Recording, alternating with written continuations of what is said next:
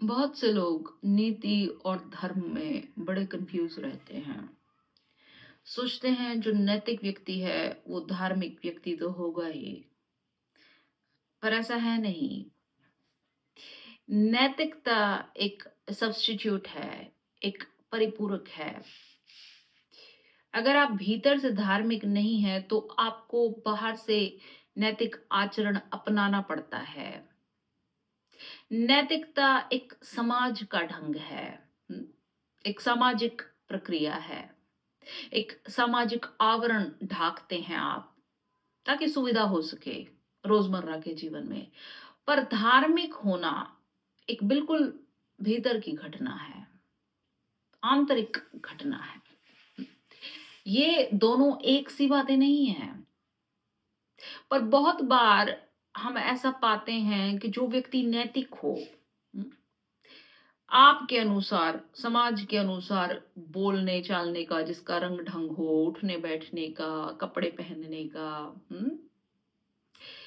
जब कोई वैसा व्यवहार करे तो आपको लगता है ये धार्मिक व्यक्ति है, पूजा पाठ करे, शिष्टाचार करे तो ये धार्मिक व्यक्ति है।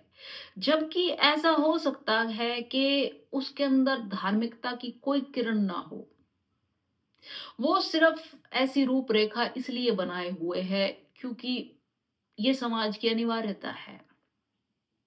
लेकिन आप सोचेंगे कि ये व्यक्ति बड़ा धार्मिक है, सुबह उठता है, ऐसे कपड़े पहनता है, राम राम नमस्कार करता है, व्रत करता है, पूजा पाठ करता है, कीर्तन सत्संग करता है, लोगों की मदद करता है, दान करता है, लोभी नहीं है, वगैरह वगैरह। जैसी भी व्यवस्था आपके समाज में है, जिसको भी आप ये कहें कि ये बड़ा अच्छा आचरण है, आप ये सोचेंगे ये व्यक्ति बड़ा धार्मिक व्यक्ति है। पर ये व्यक्ति हो सकता है केवल नैतिक व्यक्ति हो। हम्म? नैतिकता केवल परिपूरक है।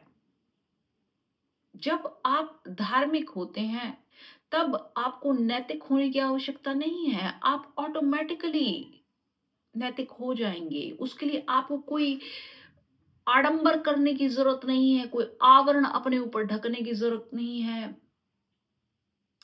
ये नहीं कि ये जो समाज है इसकी अपेक्षा है आपसे ऐसा व्यवहार करने की तो आप ऐसा करें। हम्म? वो नैतिकता है, वो आपका कर्तव्य है, वो धार्मिक होना नहीं है। वो बिल्कुल इसके विपरीत घटना है। अगर आप धार्मिक भीतर से हो जाएंगे तो नैतिक आचरण आपसे निकलेगा ही। आपका अनैतिक होने का कोई कारण नहीं बचता, आप हो नहीं सकते। आपका वो दृष्टिकोण नहीं रहेगा। हम्म? समझ रहे हैं? बहुत से समाज ऐसे हैं जो धार्मिक समाज नहीं है, लेकिन फिर भी उसमें नैतिकता के पाठ सिखाए जाते हैं। कारण यही सामाजिक व्यवस्था और कुछ नहीं। क्योंकि समाज में जब इतने सारे लोग रहेंगे तो एक तरीके की यूनिफॉर्मिटी होनी चाहिए उस आचरण के अंदर ताकि सुविधा हो सके। लेकिन वहीं अगर सारा समाज ही धार्मिक हो जाएगा तो भीतर से नैतिकता अपने आप आएगी। आपको उसके लिए शिक्षा देने की जरूरत नहीं है, आरोपण करने की जरूरत नहीं है, पाठ पढ़ाने की जरूरत नहीं है, कुछ नहीं। आप जो करेंगे वो नैतिक होगा, वो ठीक होगा। यहां पर जो जोर देने वाली बात है वो डूइंग नहीं है, वो बीइंग है। आप क्या कर रहे हैं, कैसे कर रहे हैं, उठ बैठ रहे हैं, इससे फर्क नहीं पड़ता। पर आप क्या हैं, जो आप करते हैं वो कहां से आ रहा है, आप जो हैं आपका मूल स्रोत क्या है, वो धार्मिकता है। वो उस क्रिया का सारा रूप बदल देगी। समझ रहे हैं आप मेरी बात? जो व्यक्ति धार्मिक है वो अति नैतिक, सुपर मोरल हो जाएगा automatically as a byproduct. इसको एक एग्जाम्पल से लीजिए। आप मान लीजिए, जैसे आजकल की रूपरेखा के अनुसार बात करूं, जैसे बच्चे अपने माता पिता की सेवा करते हैं बुढ़ापे में। तो एक तो वो सेवा इसलिए करें कि उन्हें प्रेम है।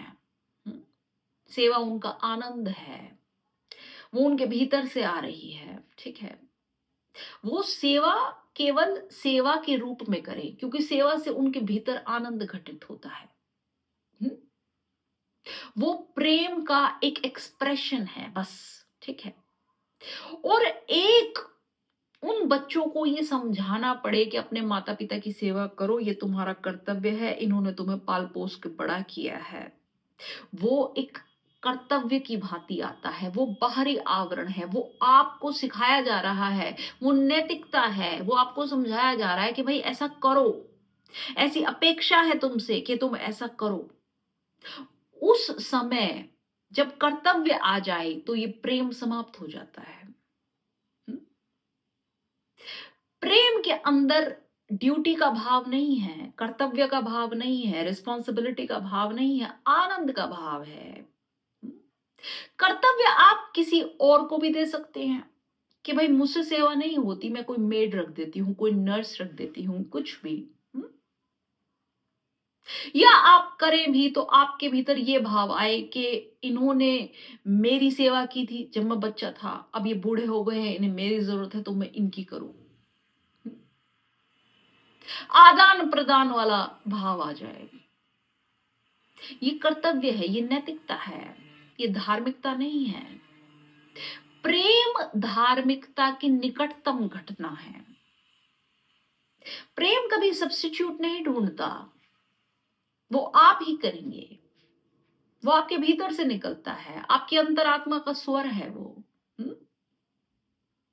ये डिफरेंस है दोनों बातों में।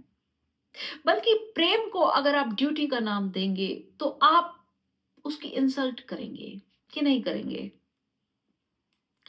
ऐसे ही होता है, जब कोई व्यक्ति धार्मिक होता है तो उसका पूरे संसार के प्रति, एक एक चीज के प्रति दृष्टिकोण चेंज हो जाता है।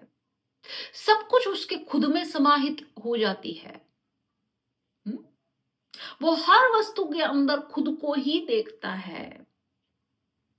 तो फिर अनैतिक करे तो किसके साथ करे? जब हर जगह मैं ही हूं, हर चीज मेरा ही फैलाव है, तो अनैतिकता किसके साथ और क्यों?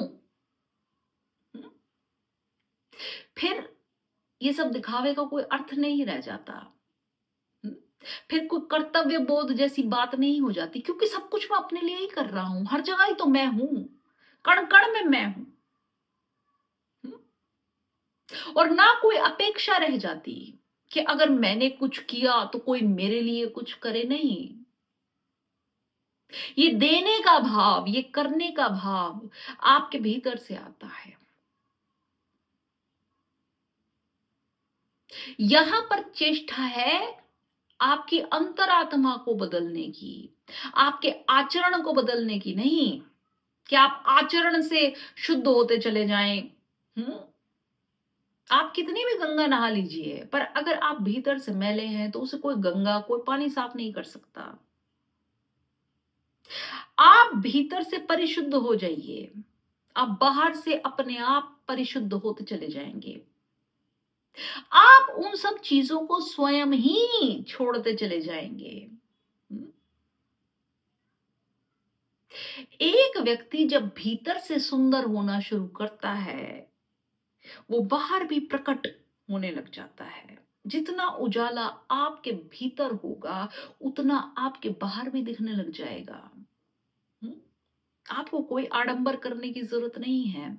और बल्कि आप ये सोचिए कि ये पाखंड है जिसको आप नैतिकता कहते हैं, क्योंकि आप भीतर से ऐसा कुछ करना नहीं चाहते। आप किसी सड़क पर चलते हुए व्यक्ति को हाथ जोड़कर राम राम या उसे स्माइल पास नहीं करना चाहते, पर आप करते हैं, नैतिकतावश करते हैं। क्यों? क्योंकि ये सामाजिक अपेक्षा है कि आप ऐसा करें।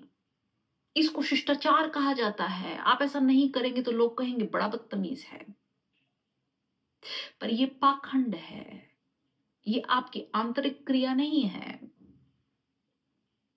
अगर आपकी आंतरिक क्रिया है तो आप कीजिए, फिर वो धर्म होगा, वो नमस्कार आपके भीतर से आता है। जब किसी को देख के आपका सर, आपके हाथ सच में जुड़ जाएं, सर सच में झुक जाए, तभी उसे नमस्कार मानिएगा कि आपने सच में नमस्कार किया है। वरना आप केवल जो भी कर रहे हैं वो नैतिकता है, शिष्टाचार है। वो केवल आपके अहंकार की पूर्ति है कि लोग समझते रहे कि मैं बड़ा अच्छा इंसान हूं। हम्म, मैं लोगों की बड़ी इज्जत करता हूं। लोगों के अंदर आपकी एक छवि बनी रहे। और वो छवि भी क्यों बनी रहे? ताकि लोग फिर प्रत्युत्तर में आपको नमस्कार करें, आपके आगे हाथ जोड़ें। हम्म, ये लेन देन है, सामाजिक लेन देन, एक सामाजिक व्यवस्था।